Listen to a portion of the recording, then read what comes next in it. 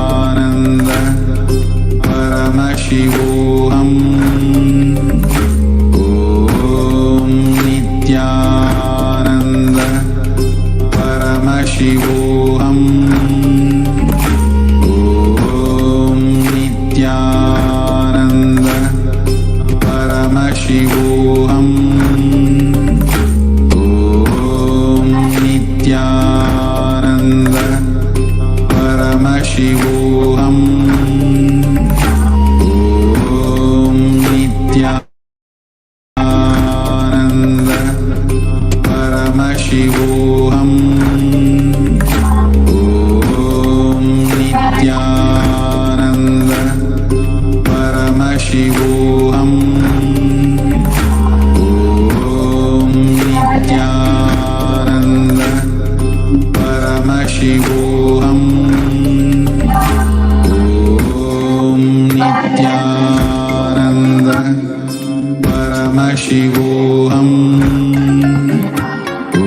Om Nityananda Paramashivoham Om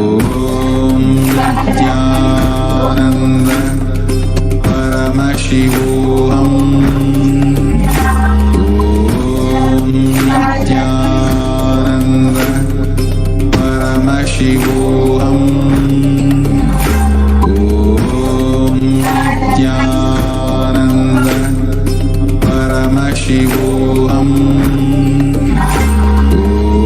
Om Nityananda